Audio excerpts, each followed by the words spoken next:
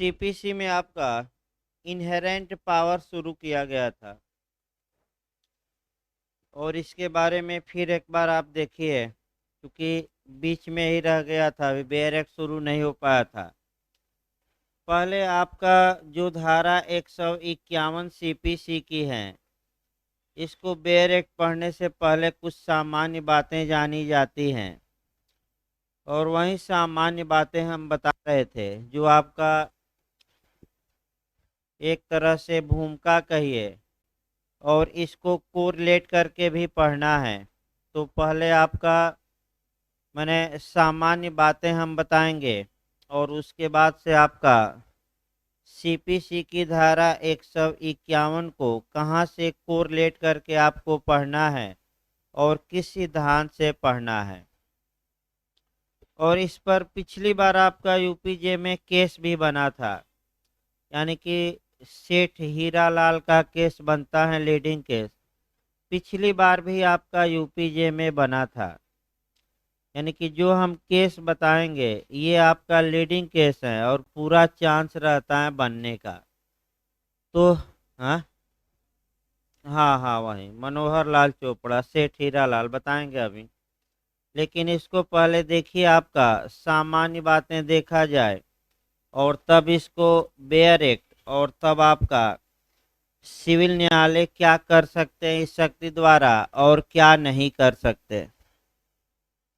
देखिए, पहला जो हम सिद्धांत बताए थे आपका जूरिस कार्पस से उठाए थे, और ये क्वेश्चन आपका अच्छे से याद रखना है। ये झारखंड मेंस में भी एक बार बना है कि जूरिस कार्पस पर टिप्पणी लिखिए। इंग्लिश जो वहाँ का एपीओ का पेपर था उसमें सिलेबस था।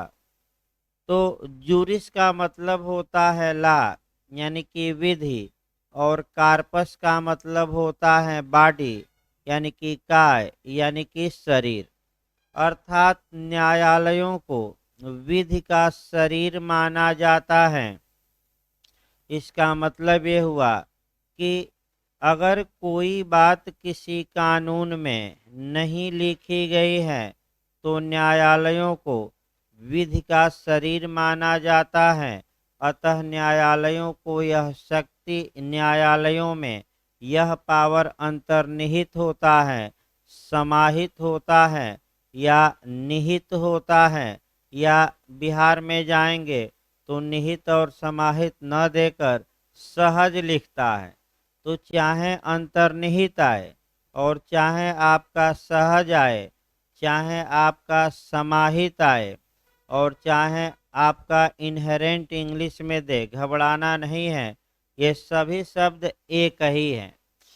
तो फिर एक बार देखिए, न्यायालयों को विधि का शरीर माना जाता है और ये माना जाता है कि जो बातें किसी कानून में नहीं लिखी गई हैं उन बातों के बारे में न्यायालयों में यह शक्ति पहले से ही निहित होती है कि वह जो चाहे सो करे, यानी कि न्याय के उद्देश्यों की पूर्ति के लिए, घोर अन्याय को रोकने के लिए, पक्षकारों के बीच एब्सोल्यूट जस्टिस करने के लिए, पूर्ण न्याय करने के लिए न्यायालय अपने विवेक से जो न्यायपूर्ण हो, जो उचित हो, जो जस्टिस के लिए हो, वह सब कुछ कर सकते हैं।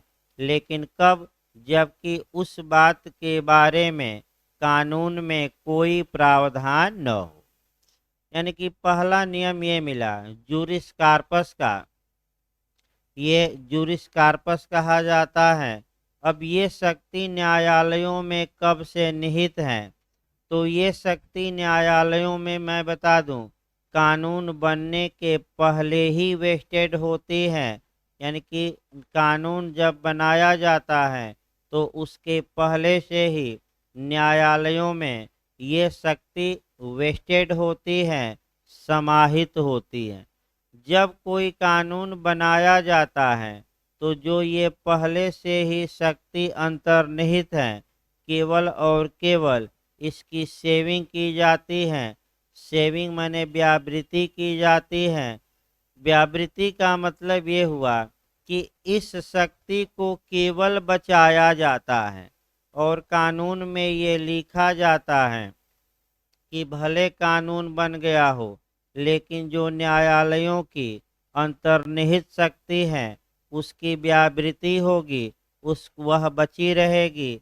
इसका मतलब ये हुआ कि जो न्यायालयों में शक्ति पहले से समाहित है कि वह न्याय के लिए कुछ भी कर सकते हैं, ये शक्ति कानून बनने के बाद भी ये बनी रहेगी, ये समाप्त नहीं होगी। तो कानून आपका प्रदान नहीं किया गया है। फिर आप पिछली बार जे का ही क्वेश्चन है कि निहित है कि प्रदान किया गया है, तो किसी कानून द्वारा प्रदान नहीं किया गया है। ये तो कानून बनने के पहले ही ये पावर क्या होता है, वेस्टेड होता है। तो भाई आपका समाहित है कि कानून प्रदान करता है, ये पिछली बार का क्वेश्चन जे का है तो प्रदान नहीं करता, बल्कि पहले से ही क्या है, इनहेरेंट है, वेस्टेड है या समाहित है। अब आइए दूसरे एंगल से इसको देखिए। आपका विधायिका पर आया जाता है कि कोई भी विधायिका चाहे कितना ही बड़ा कानून बना ले, ये संभव ही नहीं है कि सभी समस्याओं का समाधान या सभी बातों का प्रावधान उस कानून में कर सके।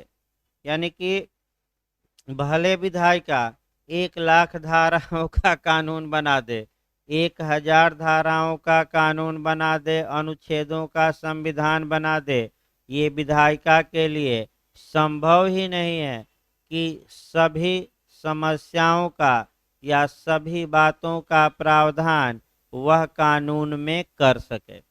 अतः जिन बातों का प्रावधान किसी कानून में नहीं होता, न्यायालयों में यह शक्ति पहले से ही समाहित होती है कि अगर उस विषय के बारे में कोई विवाद उत्पन्न होता है तो न्यायालय साम्य के आधार पर, शुद्ध अंतःकरण के आधार पर, न्याय के आधार पर, प्राकृतिक न्याय के आधार पर न्याय की हत्या रोकने के लिए पक्षकारों के बीच कंप्लीट जस्टिस या पूर्ण न्याय करने के लिए या कानून की प्रक्रिया का दुरुपयोग रोकने के लिए जो उचित फैसला हो न्यायालय दे सकते हैं।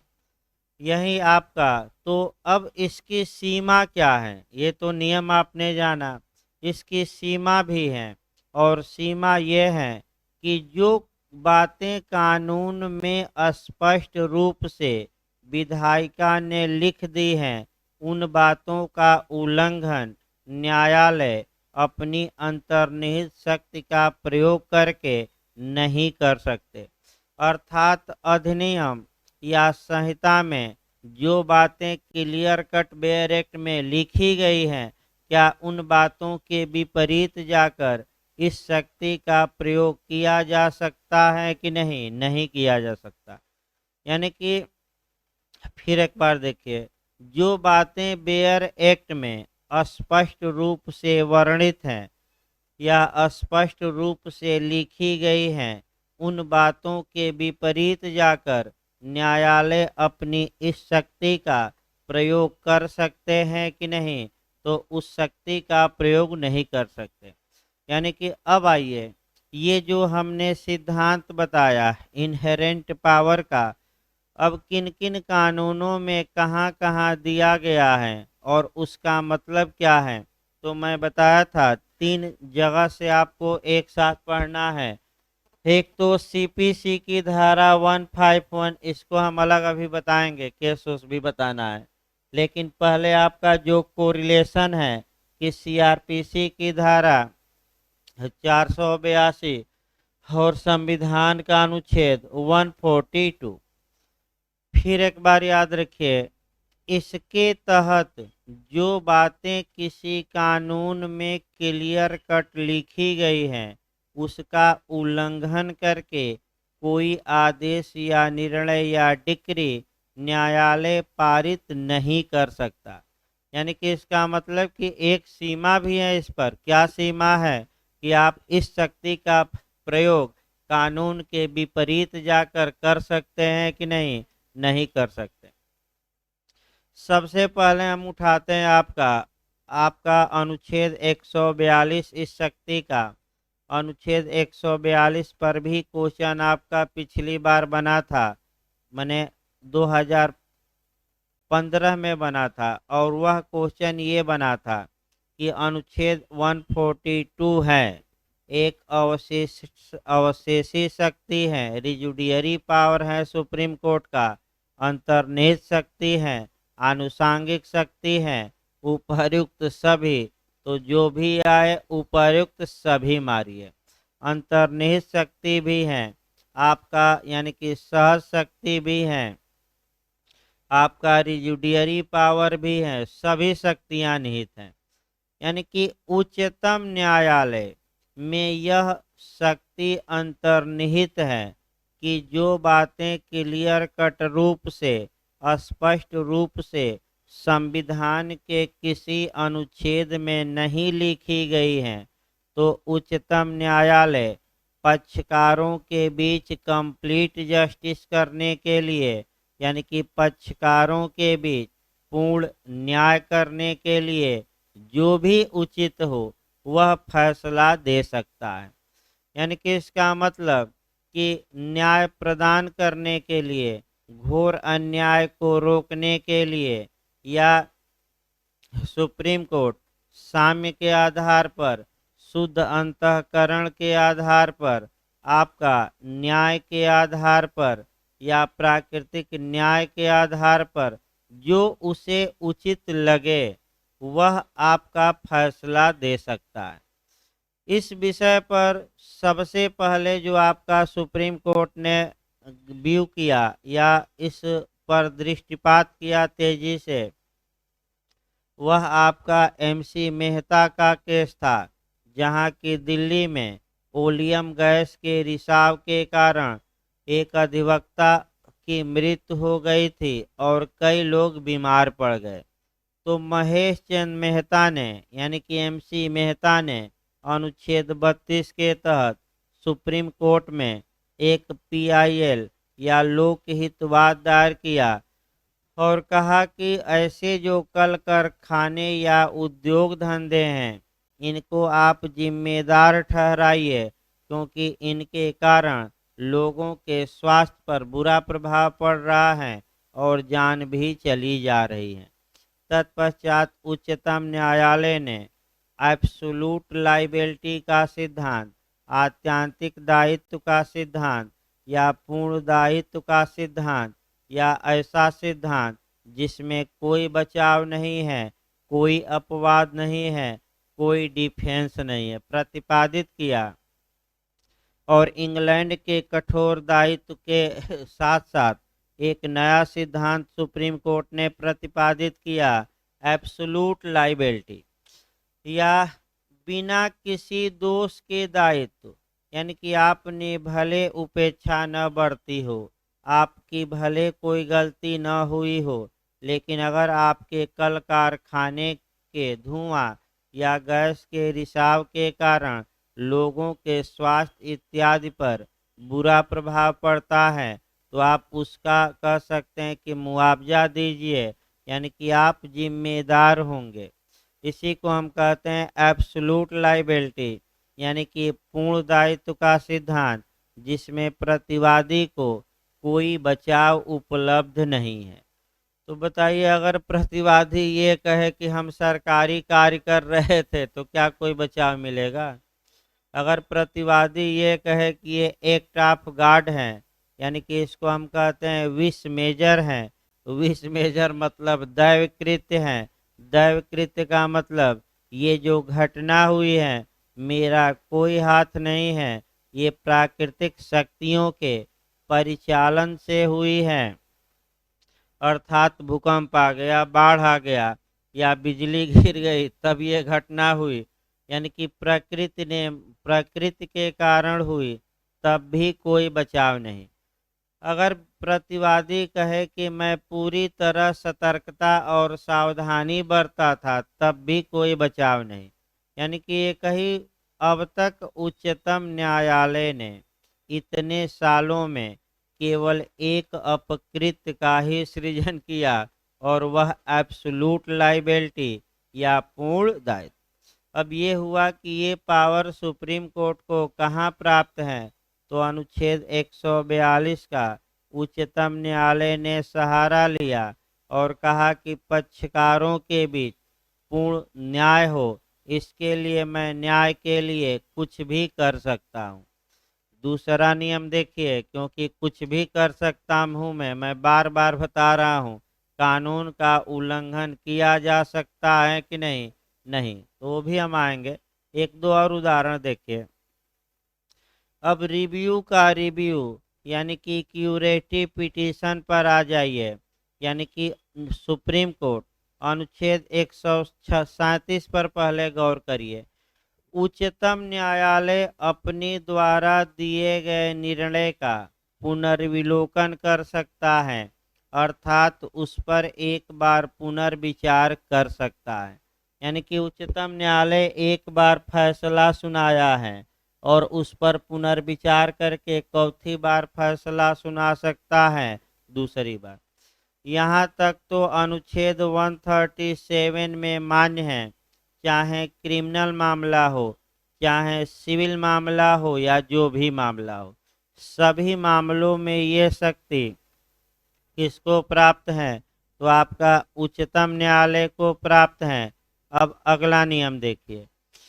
अब समस्या यहाँ ये आई आपका कि अगर उच्चतम न्यायालय के ही निर्णय से पक्षकारों के बीच घोर अन्याय हो रहा हो, तो क्या उच्चतम न्यायालय अपने द्वारा दिए गए निर्णय पर तीसरी बार विचार करके और तीसरी बार निर्णय सुना सकता है कि नहीं? ये कहीं कोई कानून में प्रावधानित नहीं है। तो नहीं, कहीं कोई कानून में प्रावधानित नहीं है। तो मैं वही तो नियम बता रहा हूँ कि इनहेरेंट पावर का मतलब ये हुआ कि अगर कोई बात कहीं संविधान में नहीं लिखी गई है, तो उच्चतम न्यायालय अपनी इस शक्ति का प्रयोग करते हुए, अर्थात सहज शक्ति का प्रयोग करते हुए, न्याय के लिए जो भी उचित हो वह निर्णय दे सकता है, कर सकता है। तो उच्चतम न्यायालय ने अनुच्छेद 142 के तहत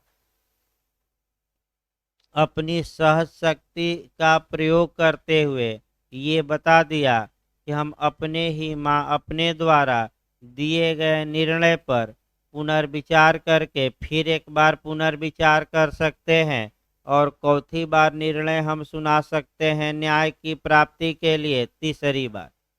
यानी कि इसको कहते हैं अपने ही निर्णय के पुनर्विलोकन का पुनर्विलोकन।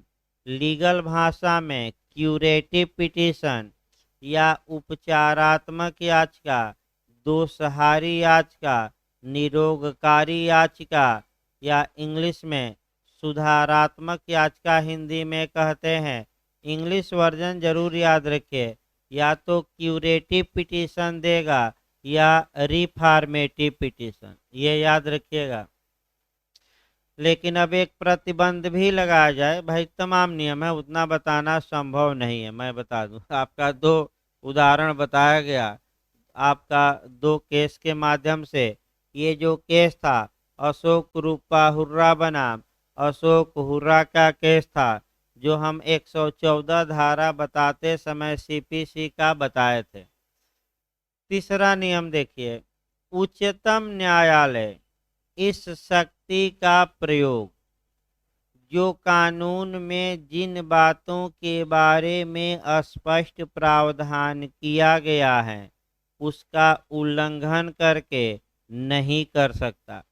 जो मामला गंभीर आया, वह जो दिल्ली का निर्भया कांड हुआ था वही मामला आया, और निर्भया के माता पिता उच्चतम न्यायालय में आपका मने PIL दायर किए और ये मांग किए कि ये जो बालक हैं जो 3 साल सुधारात्मक कारावास में रहा, 1 साल सामाजिक संगठन के अंडर में रहा,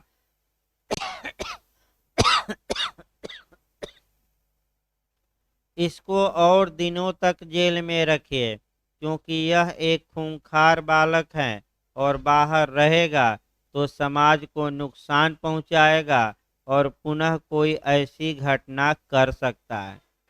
अब सुप्रीम कोर्ट ने ये कहा कि जब कानून में 3 साल के लिए सुधारात्मक दंड, उसके बाद 1 साल किसी सामाजिक संगठन के अंडर में जेल में रखने का प्रावधान है, तो हम किसी के प्राण और दैहिक स्वतंत्रता को क्या विधि के बिना छीन लें?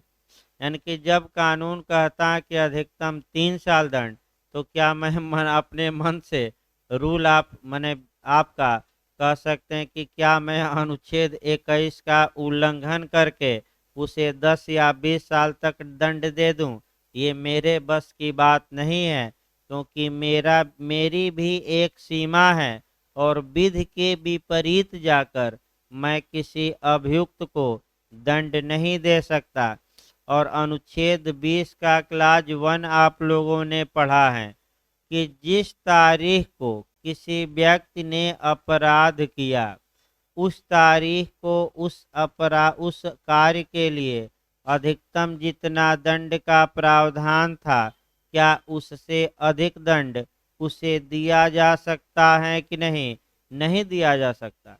तो सुप्रीम कोर्ट ने डिनाई कर दिया कि ठीक है, हम भी मानते हैं खूंखार वह बालक हैं, लेकिन कानूनन कोई हमें पावर नहीं है।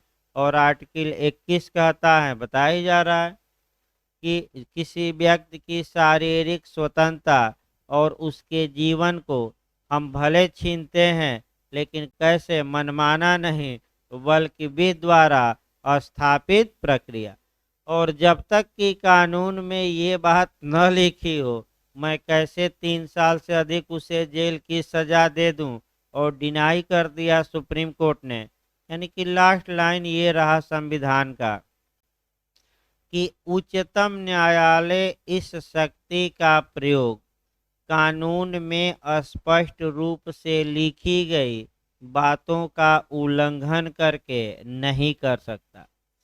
अब लास्ट ये है कि चूंकि ये इनहेरेंट पावर हैं, तो सुप्रीम कोर्ट न्याय के लिए कुछ भी कर सकता है।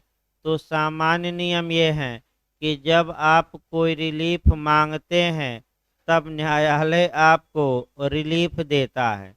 जैसे आपने SRA में बहुत अच्छा उदाहरण पढ़ा कि अगर आप संविदा के विशिष्ट पालन की मांग किए हैं और मुआवजा की मांग नहीं किए हैं, तो क्या न्यायालय सुमोटो से, अपनी इच्छा से, स्वप्रेरणा से आपको मुआवजा दिलवा सकता है कि नहीं? नहीं।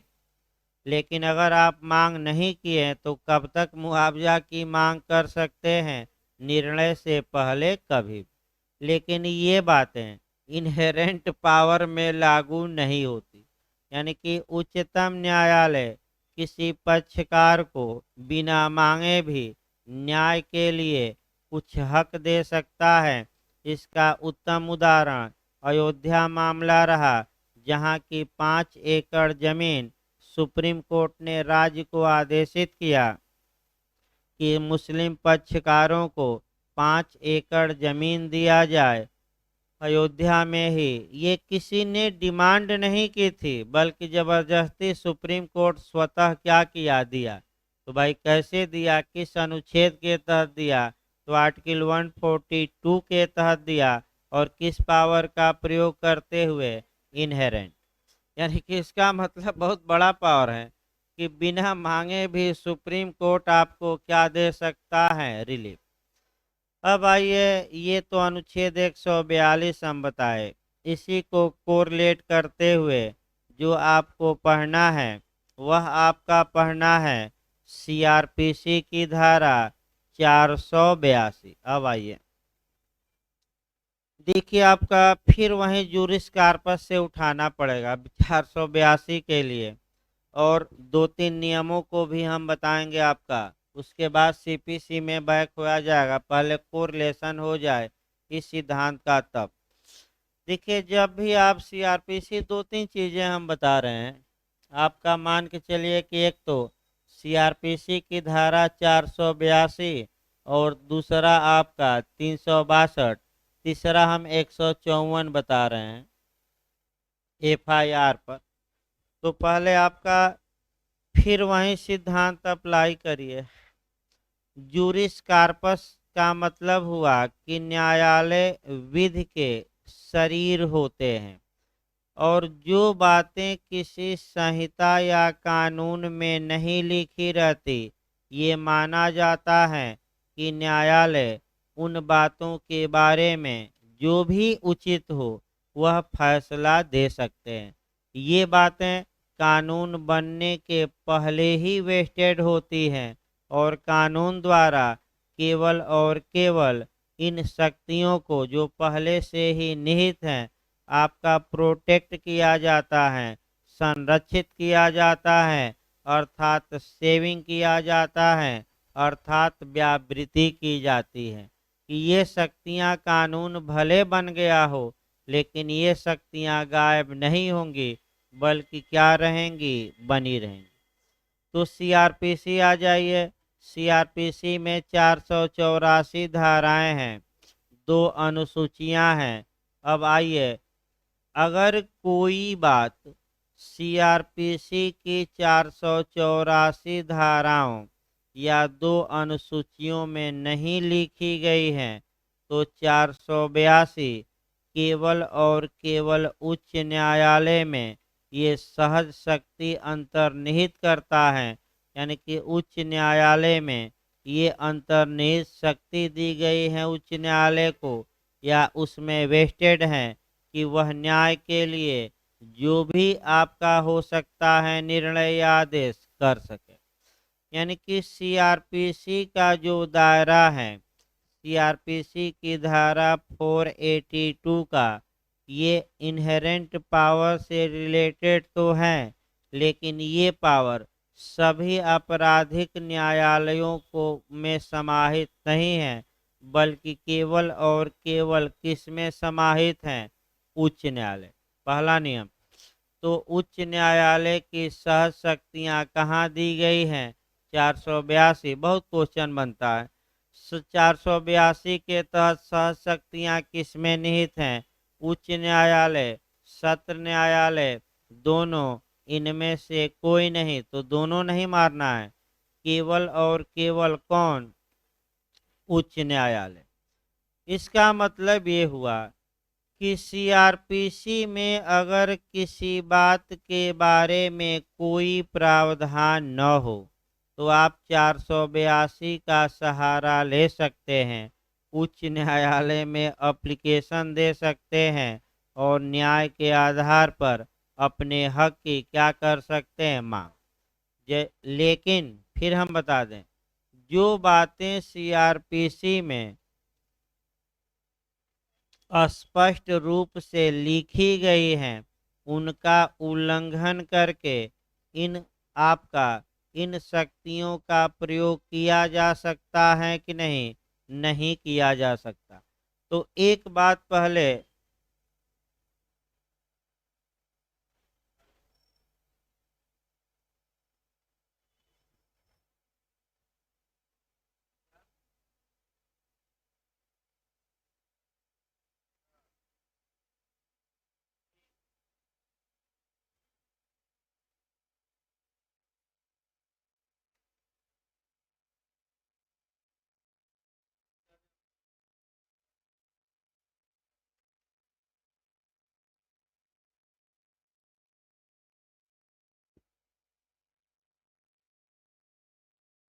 देखिए, आपका पहले तो एक ऐसा प्रावधान बताया जाए जो कानून में स्पष्ट रूप से लिखा गया है, तो हाई कोर्ट उसका वायलेशन करने की क्षमता नहीं रखता। और एक ऐसा प्रावधान बताया जाए जो कि सीआरपीसी में उस बारे में कहीं कुछ लिखा ही नहीं गया है, तो कुछ लिखा नहीं गया है तो हाई कोर्ट अपनी इस शक्ति का प्रयोग करके जो उचित हो फैसला दे सकता है।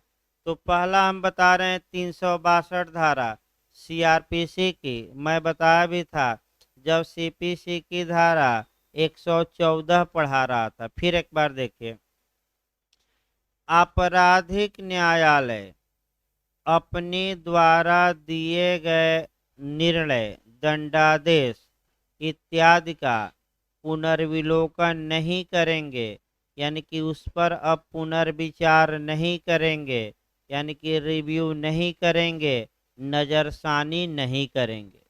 अर्थात इसका मतलब ये हुआ कि सामान्य नियम यही है कि अगर सत्र न्यायालय ने एक बार किसी अभियुक्त को फांसी की सजा सुना दी, यानी कि निर्णय दे दिया और उस पर हस्ताक्षर कर दिया, तो क्या अब सत्र न्यायालय उस अपने द्वारा दिए गए निर्णय पर पुनर्विचार करके और उस निर्णय को उलटने का पावर रखता है कि नहीं? नहीं रखता, क्योंकि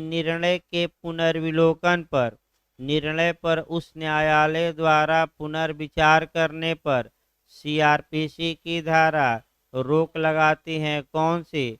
362। तो सीआरपीसी में किसका प्रावधान नहीं है? पुनर्विलोकन का।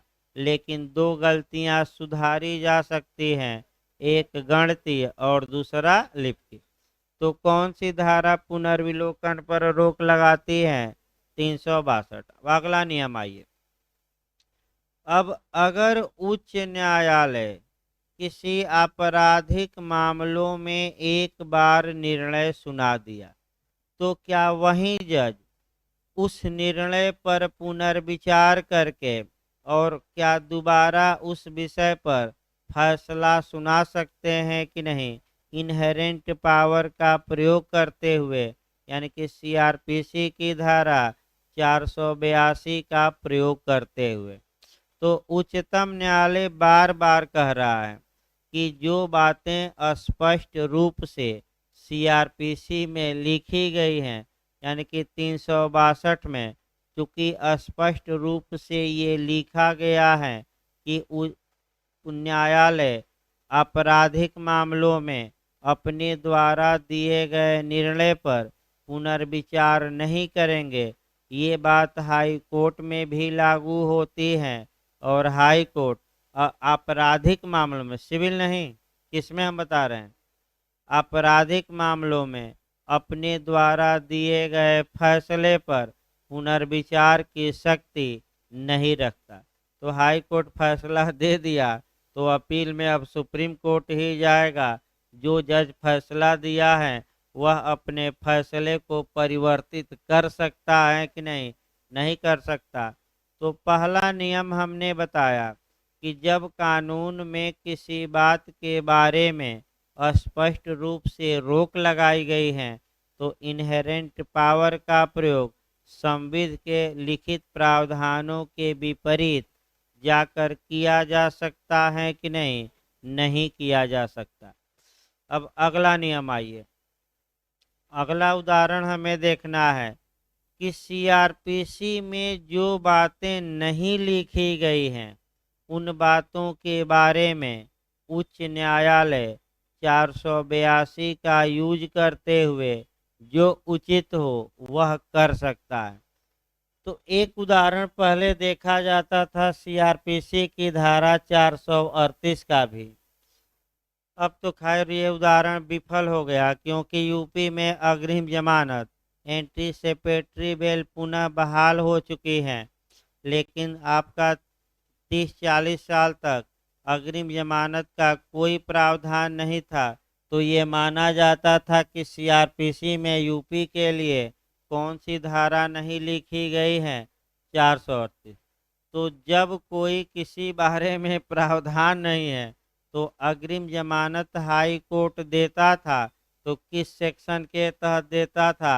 482 अपनी इनहेरेंट शक्ति का क्या करते हुए? प्रयोग। क्योंकि हम भाई निश्चित है तो माना जाएगा कि कानून में है कि नहीं। लेकिन अब बहाल हो गई, अब इसका कोई इस सिद्धांत का कोई मतलब नहीं है। क्योंकि अब आप अग्रिम जमानत मांग सकते हैं, तो कोई आपका मतलब नहीं है। अगला 154 देखा जाए। अगर पुलिस ने एफआईआर दर्ज की और आप चाहते हैं कि हम एफआईआर को कैंसिल करा दें, तो बताइए क्या कहीं भी सीआरपीसी में इस बात का प्रावधान है किसी धारा में कि एफआईआर कैंसिल हो सकता है कि नहीं? नहीं। तो आप 482 का सहारा ले सकते हैं और हाई कोर्ट का क्या कर सकते हैं, दरवाजा खटखटा सकते हैं। इसमें कोई शक नहीं है। तो तमाम चीज़ें हैं वो तो सीआरपीसी में पढ़ी जाती हैं। अब आइए सीपीसी देखा जाए। जहाँ तक सीपीसी का प्रश्न है, सीपीसी की धारा 151 के तहत ये पावर वेस्टेड है, ये शक्ति समाहित है। और ये जो शक्ति दी गई है, पहला नियम याद रखना है आपका। पिछली बार मैंने कई बार ये यूपीजे में पूछा गया है और आपको सतर्क ये रहना है कि सीपीसी का सेक्शन 151 के तहत जो ये पावर वेस्टेड हैं, समाहित हैं या निहित हैं, ये सभी सिविल न्यायालयों में निहित हैं। तो पहला क्वेश्चन आपका जो बना था कि सीपीसी की धारा 151 के तहत अंतर्निहित शक्ति समाहित है, उच्च न्यायालय को, अधीनस्थ न्यायालयों को, दोनों को, इनमें से कोई नहीं। तो आप बताइए, मैंने पहले ही बताया किसमें समाहित है, सभी सिविल न्यायालय।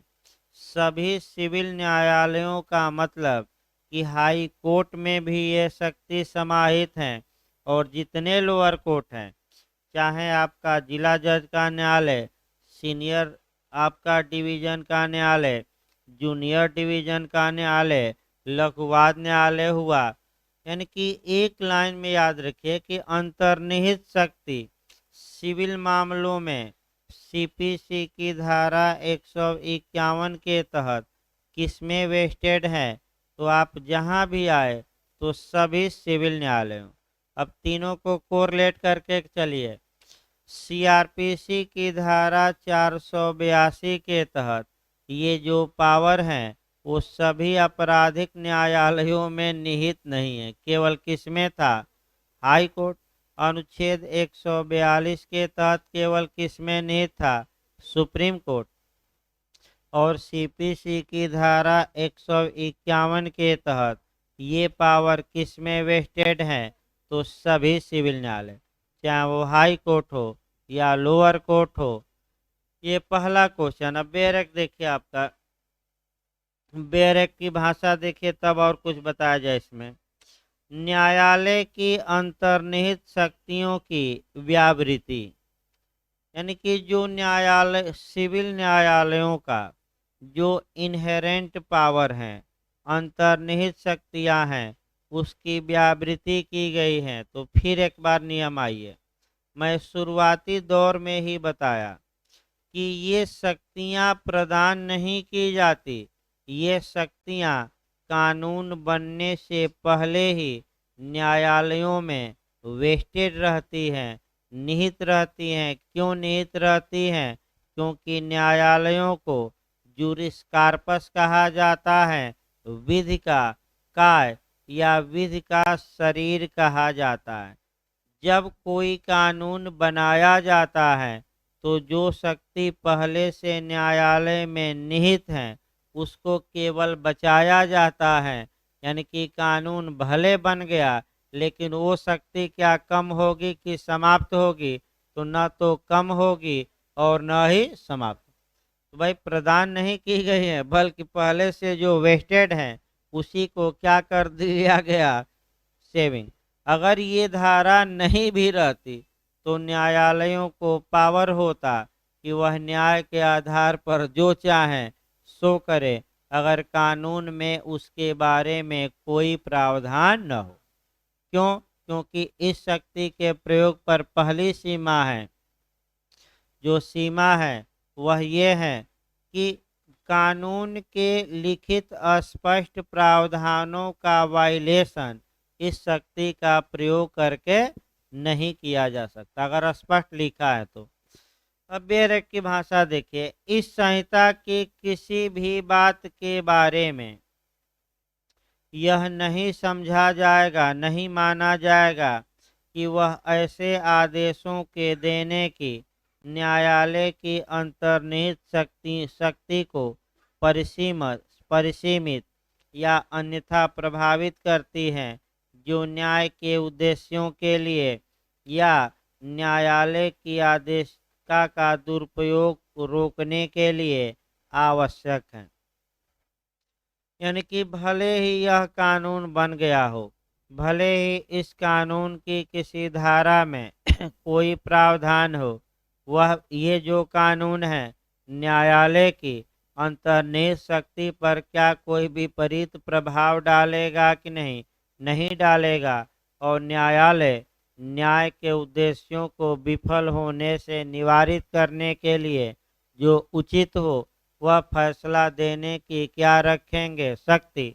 और न्यायालय की अगर आदेशिका का कोई व्यक्ति मिसयूज कर रहा है, दुरुपयोग कर रहा है, न्यायालय का आदेश नहीं मान रहा है, तो इस शक्ति का प्रयोग करके न्यायालय अपनी आदेशिका के दुरुपयोग को भी क्या कर सकते हैं, रोक सकते हैं।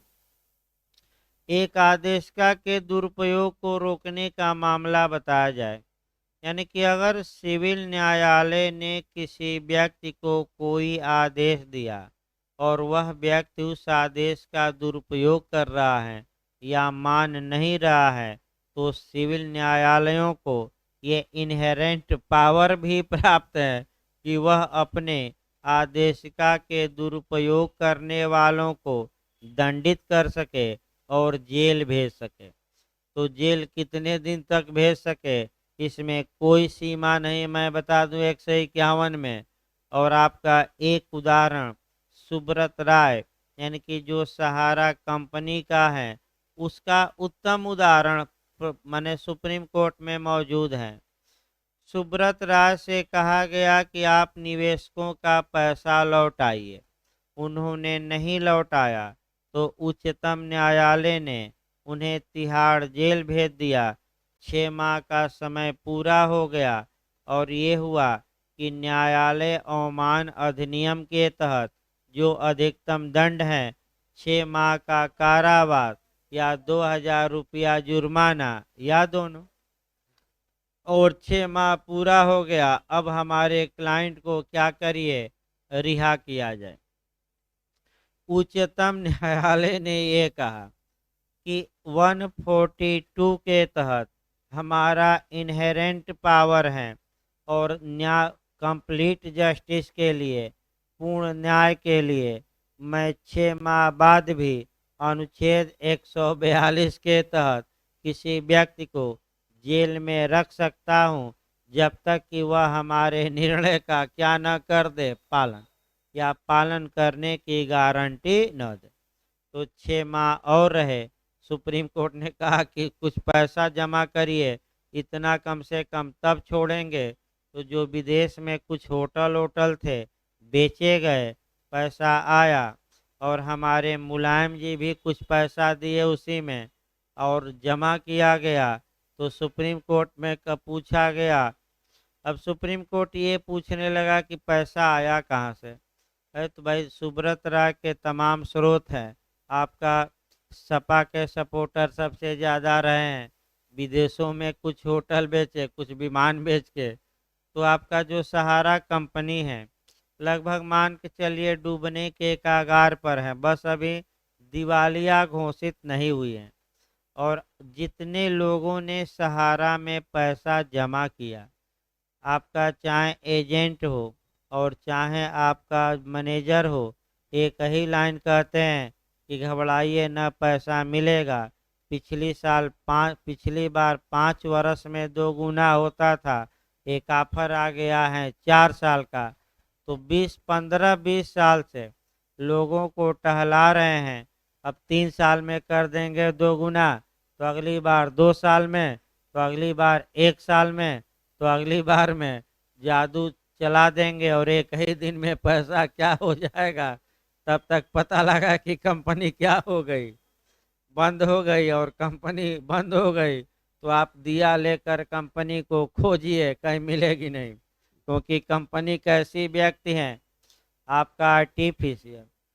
तो ज़्यादातर कंपनियां यही करते हैं। सहारा की भी हालात सही नहीं है, भले आपका इतना विमान हो, इतना पैसा होटल हो, सब भी बेच दिया जाए तब भी पैसा कम पड़ जाएगा जितना लोगों ने इनको दिया है, यानी कि जमा किया है।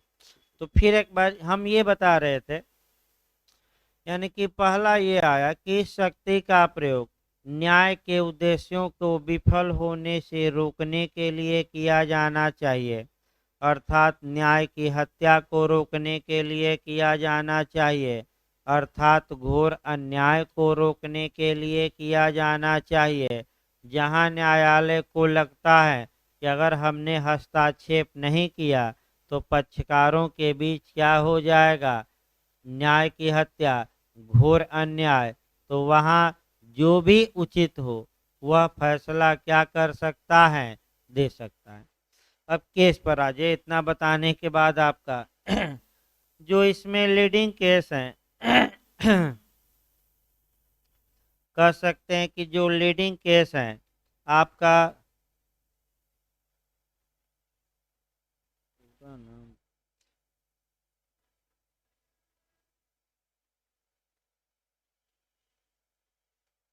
एक सेकंड भाई, पूरा नाम आपका,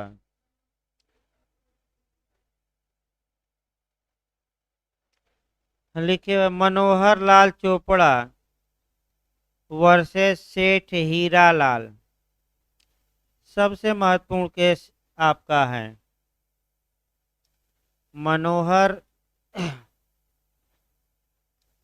लाल चोपड़ा वर्सेस सेठ हीरालाल।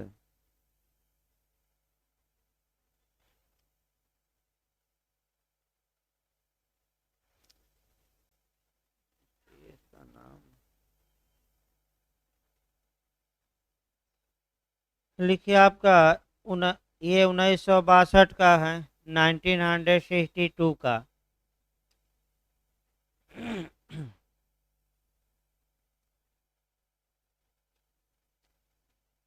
लिखिए इसमें एक लाइन लिखिए, धारा 151 के तहत निर्णय, लिखिए वहीं पूछा गया था। धारा 151 के तहत अंतर्निहित शक्ति सभी न्यायालयों को, सभी सिविल न्यायालय लिखिएगा, अंतर्निहित शक्ति सभी सिविल न्यायालयों को प्रदान नहीं की गई है, प्रदान नहीं की गई है,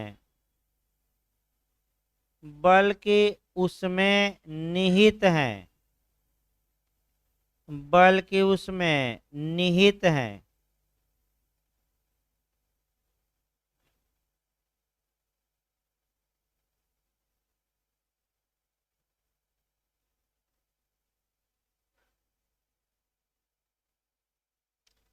दूसरा केस लिखिए, Paldhar rolling mills private limited. दूसरा केस लिखिए, पालधर, पालध ध पालध, धनुष वाला ध, Paldhar rolling mills private limited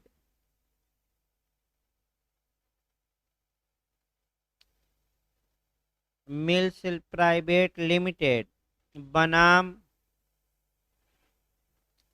Visvesvaraya, बनाम विश्वेश्वरैया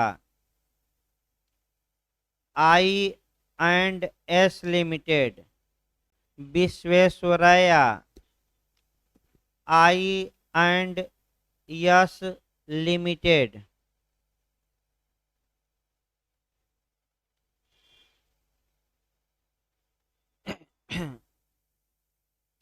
ये जो आपका केस है ये आपका 1985 का है, कर्नाटक हाई कोर्ट का।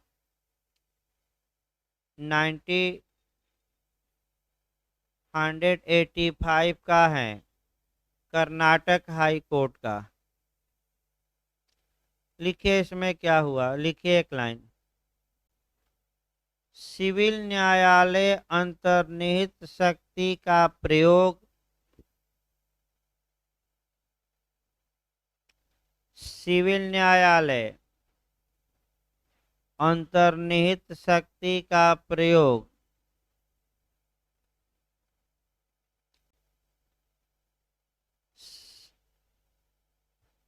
इस संहिता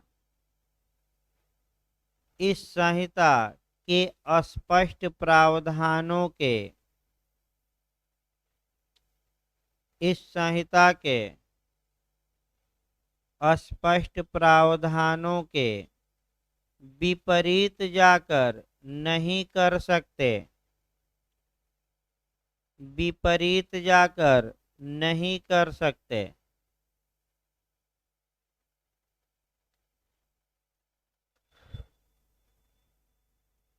अगली धारा देखिए, आपका एक धारा बची है 144, निकाल लीजिए। आपका पहले 144 की भूमिका देखिए और तब अन्य चीजें बताई जाए। देखिए 144 में प्रत्यास्थापन दिया गया है, यानी कि प्रत्यास्थापन के लिए आवेदन।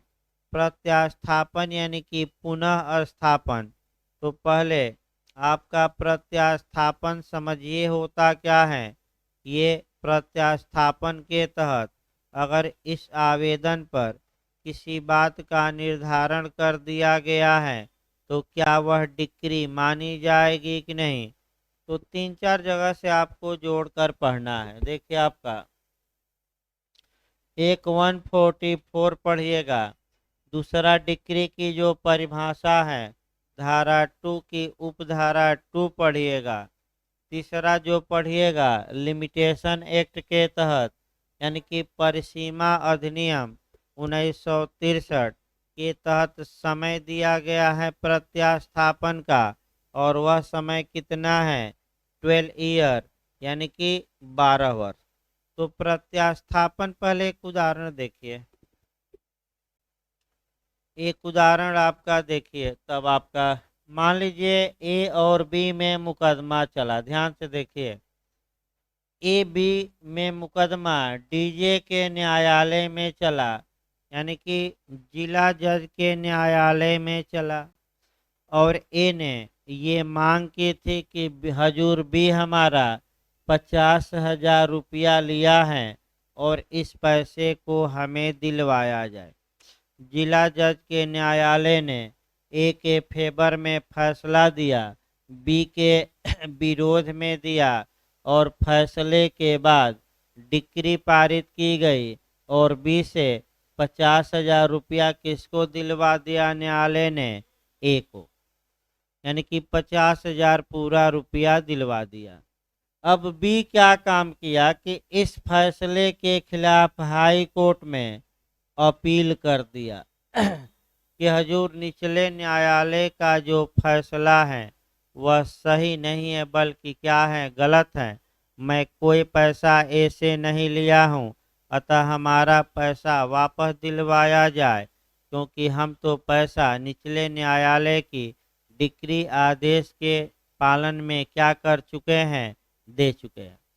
तो अगर हाई कोर्ट बी की बात मान लेता है और जिला जज द्वारा दिए गए डिक्री को क्या करता है, उलट देता है, तो कानून ये कहता है, कानून की ये राय है कि निचले न्यायालय के निर्णय, डिक्री या आदेश के अनुसरण में जो व्यक्ति कोई धन या संपत्ति दे चुका है, जब वह निर्णय पुनर्विलोकन में या अपील में या रिवीजन में उलट जाता है, तो ऐसी दशा में पक्षकारों को पुरानी हैसियत में रखा जाए यानी कि इसका मतलब कि ए ने जो बी से 50,000 रुपया लिया था, चूंकि वह डिक्री अब उलट गई है, तो ए से बी को वह 50,000 रुपया क्या कराया जाए,